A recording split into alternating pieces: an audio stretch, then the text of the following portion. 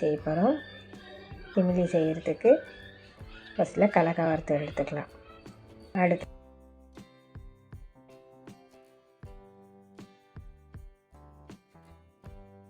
எள்ளு கொஞ்சம் வறுத்துக்கலாம்.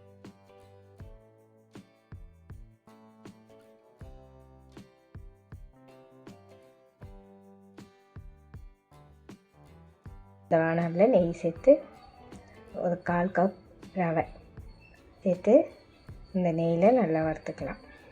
இந்த ரவையிலே 1 கப் கேழ்வரகு சேர்த்துக்கலாம். ராகி மாவு இந்த நெய்யில் நல்லா இந்த ராகி மாவை நல்லா வறுத்து எடுத்துக்கலாம். நல்லா வறுக்கும்போது நல்லா வாசமாக இருக்கும்.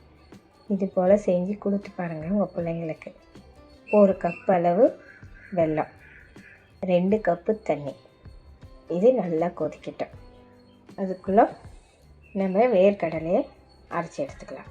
குறைப்பாக வெல்லம் நல்லா கரைஞ்சிருச்சு. நல்லா கொதிக்கிட்டு பாருங்கள். மாவும் நல்லா வறுபட்டுடுச்சு. இப்போது வறுத்த வேர்க்கடலையை மாவில் போட்டுடலாம். இப்போது வெல்லம் தண்ணி இதில் ஊற்றி கொஞ்சம் கொஞ்சமாக ஊற்றி இது நல்லா கிளறலாம். இது போல் செஞ்சோம்னா கட்டி இல்லாமல் நல்லாயிருக்கும் சாப்பிட்றதுக்கு.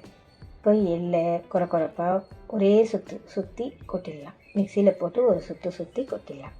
கொட்டிட்டு இன்னும் கொஞ்சம் கூட வெள்ளை தண்ணி இருந்ததுன்னா ஊற்றி நல்லா கிளறிக்கங்க. நான் இன்னும் கொஞ்சம் வெல்லம் தண்ணி இருந்தது ஊற்றி நல்லா கிளறிட்டேன். இப்போது நல்லா கிளறியாச்சு. உருண்டை பிடிச்சிடலாம்.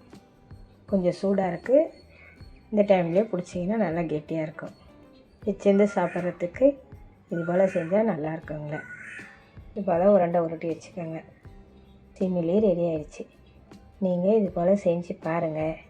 உங்களுக்கு பிடிச்சிருந்ததுன்னா கமெண்ட் பண்ணுங்கள், லைக் பண்ணுங்கள். நன்றி.